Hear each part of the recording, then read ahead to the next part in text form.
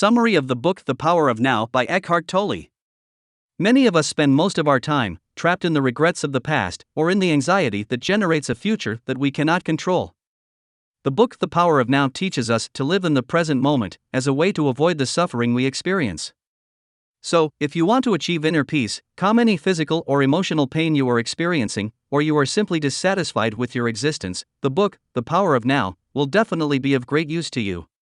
Surely you have already heard the term meditation, mindfulness, which invites us to be aware of the present moment. But let me tell you, this book in particular deals with it in a much clearer and more detailed way, serving as a practical guide to bring this liberating concept to everyday life. This bestseller is the work of one of the most popular spiritual authors today, Eckhart Tolle, who, through this book, offers us an effective method to live fully in the present and separate ourselves from our ego, that part of the mind that seeks to have control over our thoughts and behavior. The Power of Now has helped millions of people improve their lives, create stronger relationships with others, and increase their self-esteem, and I'm sure it will help you too. So, without further ado, I am going to share with you the 9 main ideas of this book. Main ideas of the book, The Power of Now. 1. By focusing only on the present and ignoring the past and the future, you can significantly improve your life. Many of us want to find inner peace and improve our lives, but we don't know how to achieve it. We tend to live regretting the past, the famous would have, or worrying about what is to come in the future. And what happens inside? That we refuse to live the only moment that is 100% available before us, the present, the now. The present is the only thing that matters. You know why? Because nothing happens in the past or in the future. Things just happen in this continuous flow of present moments. According to Tolle, what we call the past is nothing more than a collection of present moments that are already gone. Similarly, the future is made up of present moments that have not yet arrived. So there's nothing to be gained by worrying about the future or dealing with our past, but there are plenty of advantages to living in the now. If we achieve this, we will not experience major problems, only some small ones, which can be resolved as they arise. For example, a difficult task, such as writing a scientific essay, often seems very long and difficult to accomplish. But if you're anxious about what you're missing, or regret not starting it sooner, you won't get anywhere. But if instead, you solve one small problem first, then another, and so on, you will finish it easier. Following this same example, you would start by researching the topic first, then you would get the most important information, then you would develop the structure, you would write the first chapter, and thus, little by little, you would end up with the complete essay. So try to live in the present, and you will see how your life will improve drastically. 2. A part of you needs pain to survive, and this part creates most of the suffering you experience. Suppose you already know how to live in the present, and you don't worry about the past or the future. What happens then when you suddenly experience pain or suffering? If the pain is felt in the present moment, how can you deal with both physical and emotional pain? According to the author of this book, physical or emotional pain is nothing more than a resistance created by ourselves against external things that we cannot change. We experience pain when we are dissatisfied with the way things are going. This manifests itself, on an emotional level, as a negative feeling. Another aspect of pain that we ourselves create is the pain of the body, a part of ourselves that needs us to feel pain in order to survive. Since this pain is made up of pure painful experiences, it grows stronger every time we experience pain. Therefore, you make us feel sad and miserable, creating a vicious circle in which pain ends up becoming an essential part of ourselves and of our identity, making us believe that, if we let it go, our identity would be at risk. An example of this would be when someone annoys you or gets on your nerves, and you feel like you're getting angry. Right there is when your suffering begins to take control. Then anger clouds your ability to think and act rationally, which leads to successively more than smell and suffering. And although it seems that all the pain comes from the outside world, the curious thing is that most of it is created by ourselves. But don't worry, the good news is that we can do something about it, as we will see in the following points. 3. The ego is the part of your mind that prevents you from being happy. Have you ever wondered why some people self-sabotage? Why, if nobody wants to be miserable, are there so many people who are unhappy? The culprit of the above is the ego, that part of our mind that controls our thoughts and behaviors without us realizing it, robbing us of happiness. Since the ego cannot be easily observed, most people do not know to what extent it can control their lives. For example, if you are reflecting on a fight you had with someone, you will realize, and perhaps regret, that you overreacted or exaggerated. But while you were arguing with that person, you were not aware that there was something influencing or controlling your thinking and behavior, right? The ego feeds on our misery in order to exist continuously, so it obstructs our happiness, at every turn, acting against our best interests. The existence of this destructive part of our mind, which brings us misery, explains why so many people suffer, even though no one wants to live an unhappy life. For example, some people intentionally sabotage their own happiness by choosing to stay in toxic or destructive relationships. So it becomes clear that the ego takes you into conflict situations with others, and makes you unhappy with your current situation so that it can gain control over your behavior and thoughts. When you catch yourself suddenly getting angry, or overreacting to trivia like who's going to clean the kitchen, or whether a TV show is good or bad, chances are your ego is at work. The ego is a destructive part of the human mind. It wants to become the most important part of us, and it knows no limits, so if we let it gain control over us, it will bring us a lot of suffering. For, if you want a richer life, and almost without pain, separate yourself from your mind, and focus on your body. The power of the ego is one of the many reasons why it is important to learn to separate ourselves from our mind, and pay more attention to our body. But why is it important to focus on the body instead of the mind? Well, because the mind is precisely responsible for pain and suffering. Your mind causes you pain by filling you with memories that you regret, or future scenarios that generate uncertainty. And by doing so, it prevents you from living in the present. The result is that because you can't alter the past or the future, you are constantly worrying about things you can't change. And that obviously causes pain. Having said this, we need to find a way to lessen the power of our mind, and reduce the control it has over us. How will we do it? Shifting our focus from mind to body. Your body knows what is best for you. By listening to your body, you can get a clear sense of what is important in your life. Jesus often spoke about the importance of the body, mentioning it in some proverbs and allegories, such as, "Your body is a temple." The stories of his resurrection and assumption into heaven always emphasized that his body did not remain in the grave, and that he ascended to heaven with everything, and his body, and not only with mind and soul. No one has found enlightenment while concentrating on the mind and ignoring his body.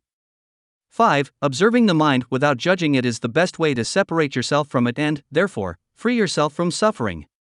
After you realize that your own mind may be causing you pain, preventing you from living fully in the present, it's time to separate yourself from it. How to do it? To separate yourself from your mind, you have to first become aware of it, and the power it has over you. Otherwise, you will never understand the small, subtle ways in which it influences your thinking, your behavior, and therefore your happiness. For example, if you want to observe your mind, ask yourself, what will be my next thought? If you focus fully on that question, you will find that it will take some time before the next clear thought comes to mind. So, through observation you will be able to create a gap in this flow of thoughts.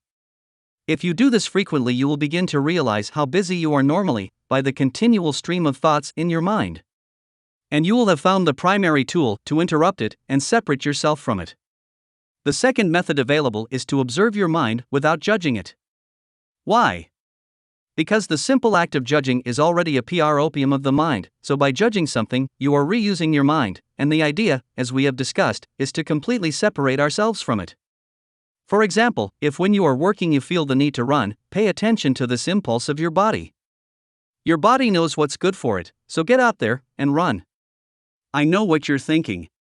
It won't take a minute for that nagging little voice inside your head to appear that tells you, right now you should be working, not running, or wasting your time. But don't judge this voice as good or bad, and don't even try to follow that advice. Just smile at it, and accept that, well, it exists. By doing this, you will learn to be aware of your mind without having to follow where it wants to take you. 6. Try to exist in a state of permanent alertness. As you get better at this practice of separating yourself from your mind, you can try to adopt another technique, which is active waiting. It is a special kind of waiting state, like when you are aware that something important or serious could happen at any moment. In this state of waiting, all your attention is focused on the now. When you enter it as a state of active waiting, there is no time to daydream, plan, or remember things, which is usually what distracts us from the present. For example, when taking an exam, you shouldn't spend any time worrying about the results you will get, rather, it is about staying very present and paying full attention to what is before you. Getting into a state of active waiting shortly before and during the exam can help you do well. While we are in this state of active waiting, we also pay attention to our body because it has to be ready for anything to happen. A curious thing that Zen masters used to do was sneak up on their students, who had their eyes closed, and then try to hit them while they were in that waiting state. The wait forced these students to fully focus on their body, and thus they were able to feel their masters approaching and thus be able to evade their attack. Interesting, right?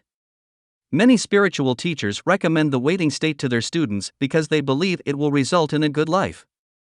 For example, when Jesus' disciples asked him what they should do to live a good, peaceful life, he advised them, "Be like a servant waiting for his master to return."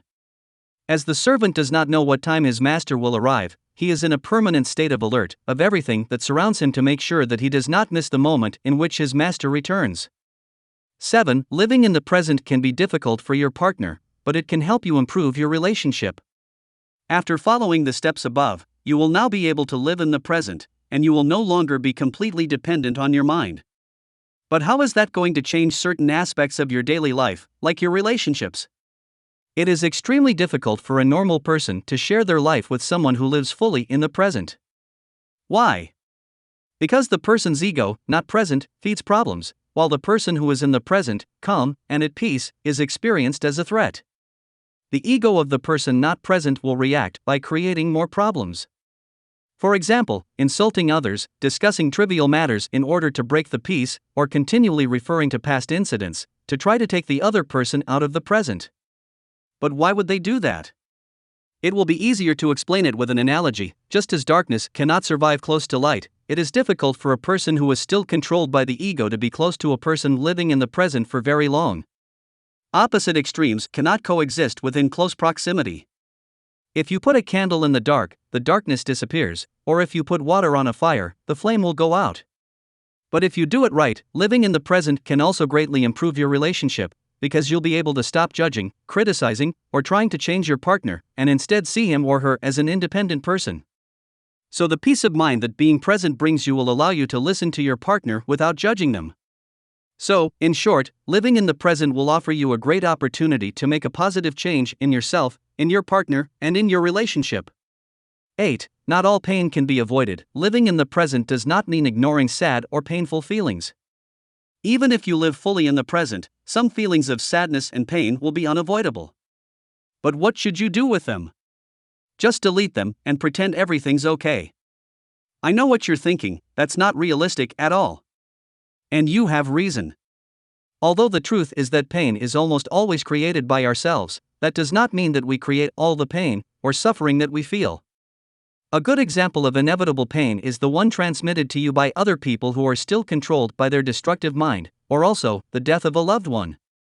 Since you cannot bring everyone around you to this state of enlightenment, nor can you stop death, this type of pain is clearly unavoidable. So what can we do about it? When you experience something traumatic that causes you real pain, you can only accept it for what it is. For example, if a loved one dies, of course you will cry, and you will feel sadness. But if you can accept this as something that simply is, and cannot be changed, then you will avoid a lot of unnecessary suffering. Being sad is a natural feeling, you shouldn't feel guilty or ashamed about it. Things are what they are. Accepting this means that you will not waste your precious time wishing things were different. By being present, you will be able to avoid most of the pain in your life, but not all of it. Furthermore, living in the present does not mean ignoring or suppressing physical or emotional pain. Instead, it gives you the inner strength to accept the difficulty and the painful events of your life. 9. Living in the present does not mean living a passive life. Does accepting the present automatically lead you to a passive way of living, in which you are not aware of or seeking to change the things that cause you problems? Not necessarily. Living in the present is an internal process of feeling and discovering, and does not push you to develop a passive external behavior. For example, if you're stuck in a muddy hole, don't tell yourself that you always wanted to be stuck in mud. Instead, you can try, without panicking, to gradually free yourself from it. Living in the present can even give you new resources and new ways to solve problems. It is also true that living in the now can give you new forms of strength and determination because, in fact, living in the present, you do not see problems, only individual, manageable situations that you can solve, one by one. This makes it much more effective. So, living and accepting the present does not mean that you are deciding to have a passive life, or that you have chosen not to try to change your life for the better. Rather, by focusing on the present and leaving the past and the future in their respective places, you will be able to see clearly whatever is wrong at any given moment, and you will have the strength to make a positive change. In conclusion, the focal message of this book is: don't focus on the past or the future. Living in the present and trying to separate ourselves from our mind that is constantly throwing various thoughts at us. Carrying out this method will reduce our suffering and improve our life. I would love for you to tell me in the comments of the video what you think of these essential ideas from the book, The Power of Now. I hope you liked this summary. If so, feel free to give me your opinion in the comment box below. If you like this video, please share it on social networks to make it reach the maximum number of people. Yes, you got to this part of the video. I want to thank you for your attention, and I hope this information will help you a lot. If you like the video, I recommend that you subscribe to the channel as free. It costs you nothing, and it helps me a lot to continue creating content. Turn on notifications. This will notify you when I upload new videos. And I ask you to help me with a like so YouTube will recommend this video to more people. Share this video with that person who you know needs this information. Always think big. Always remember that there are no limits. Have a great day. Wishes you think big, global entrepreneur.